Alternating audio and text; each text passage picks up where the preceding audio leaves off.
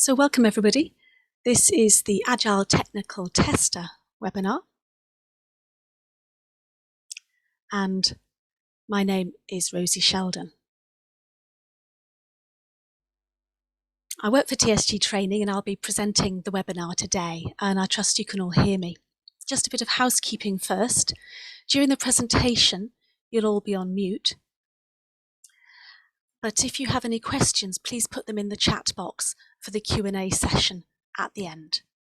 I'll be talking about the Agile Technical Tester course today, and if you want to know more, please do contact us. The next courses are quite soon, on the 15th of August and the 19th of September. This webinar is being recorded, as I just said, and it'll go straight onto our website shown here, tsg-training.co.uk.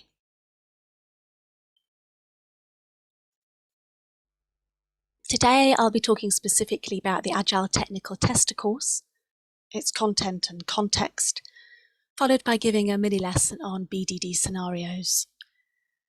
To start, what's an Agile Technical Tester and why are people so interested in it?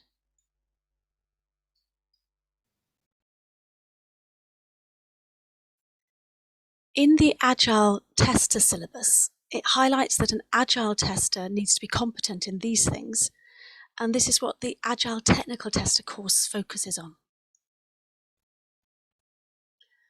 Who is good at automation? Someone who understands all the things a manual tester does when executing a test script. An automated test script, if it's simply recorded, has limited understanding of what it can do if something other than the expected occurs. It only has one response to the unexpected. It throws an error. It needs added intelligence. And this is what the test engineer has to build into the automated test script via programming. And this is why automation now works better. Intelligence can be added to the automated script, and by programming, we can capture the thought process that a manual tester has, the context and the reasonableness of the result, and start making automation add more value by more often actually completing the test rather than failing it early. In this course, we focus on the value of data-driven and keyword-driven test approaches, as they mean more testers can be involved in creating automated test scripts. TDD and ATDD are covered in the course along with behaviour-driven development. I'm going to give you a mini lesson on this in a moment. In Agile, automation is a key way to mitigate the regression risk, but some manual tests will remain because there's no positive return on investment for automating them. In addition, some manual tests simply cannot be automated because the thought process of the manual tester is essential to the success of the test. Exploratory testing, fault attacks, and some other types of manual testing are still required for the success of a testing effort.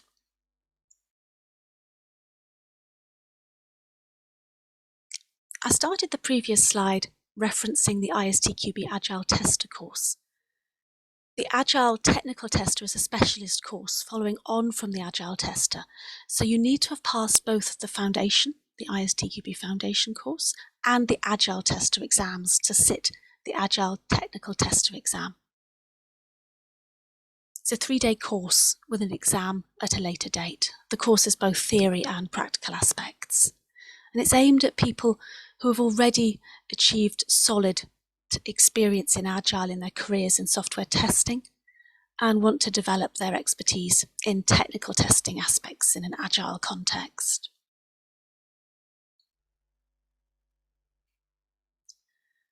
Coming up are the key disciplines in the course. It's organised into 4 chapters. Testing in Agile is the largest section, making up half the course. And this is reflected in the fact that half of the questions are on this section, and it carries half the marks. I'll show you this in the next slide, but here are the 4 chapters and the key disciplines underneath them.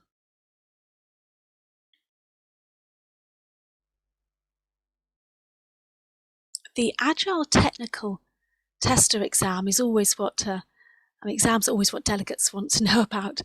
And as you can see here, Chapter 2 will take up half the course time and has about half the marks.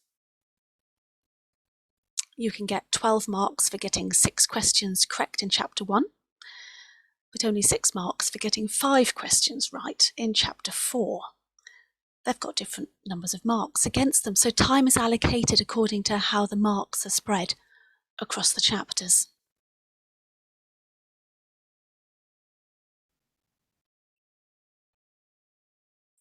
The Agile Technical Tester exam is 90 minutes long, and it contains 40 multiple choice questions. It's a scenario-based exam, typically with several questions per scenario, and unlike the foundation exam, the questions are not evenly weighted. Some questions are worth more marks.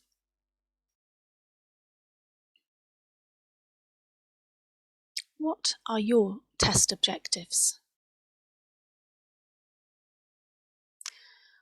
Where Agile has been introduced, these objectives and others are easier to achieve, but only with automation, which is why automation is part of this course. As automation's a cost, you need to demonstrate that there will be a benefit to introducing automation, but Agile relies on automation to succeed for the continuous integration process, for testing and deployment. You may also have technical constraints and maybe managerial constraints too. And they all need to be taken into account because only one thing is true. No organisation has ever accidentally been successful at Agile or automation.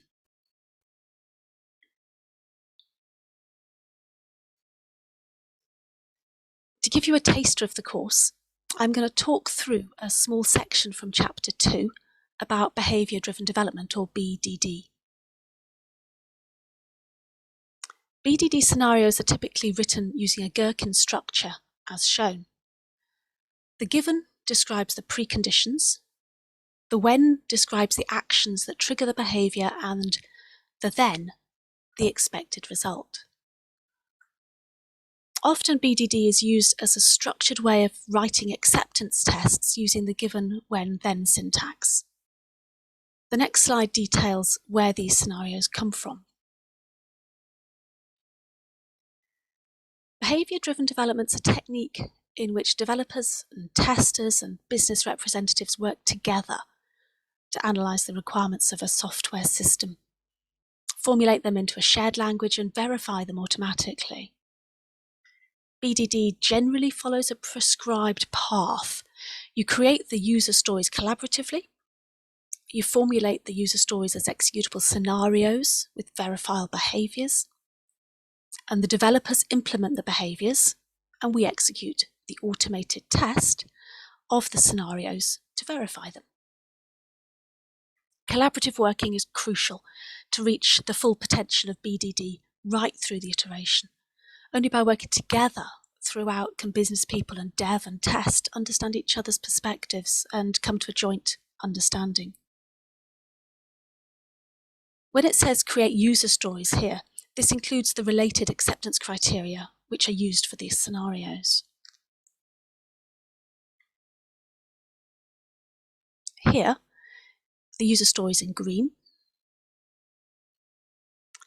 Teams that apply BDD extract one or more scenarios from each user story and then formulate them as automated tests. A scenario represents a single behaviour under specific conditions. Scenarios are typically based on user stories acceptance criteria, examples and use cases.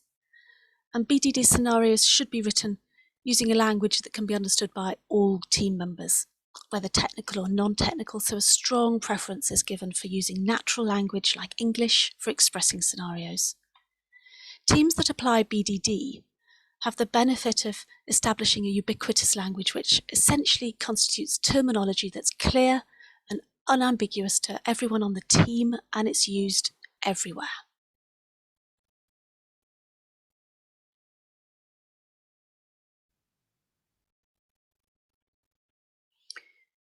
Do you remember that I said that teams that apply BDD extract one or more given, when, then scenarios from each user story and then formulate them as automated tests? Those scenarios might be simple or more complex.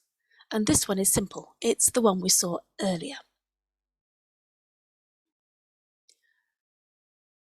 But this BDD scenario has an and in the given, and so the precondition is more complex. That's okay, but take care to set it up correctly.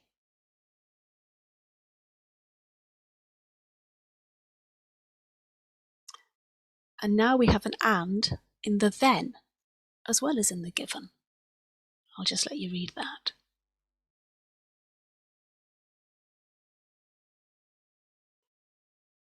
Many use cases and examples are conditional, so it's crucial to identify each of the conditions and to link with and in the BDD scenario.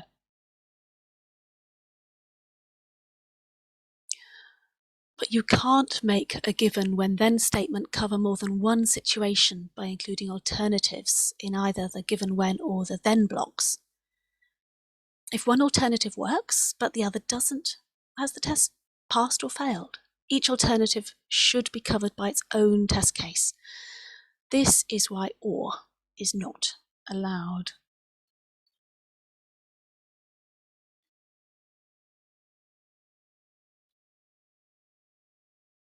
This scenario shows common mistakes.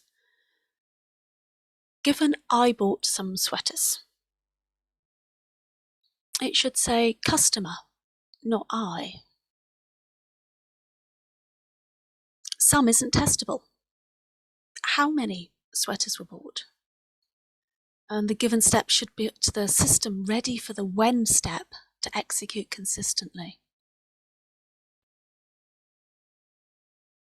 When I click the return button, the when should describe the user's semantic action, not the specific technical action, unless a specific button has to be tested. And in addition, is it being returned for a refund or an exchange? And more isn't testable. How many more should there be in stock? Here you can see the improved scenario, correcting the issues raised.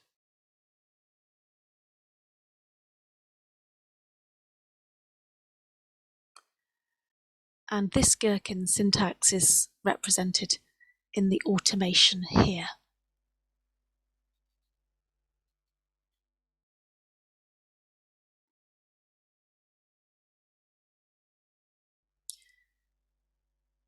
So in summary, testers need to become more technical in the Agile context, and this course is to support that. The 4 disciplines covered in the Agile technical context course are the requirements engineering, testing in Agile, automation, and deployment and delivery. So please do come and find out more.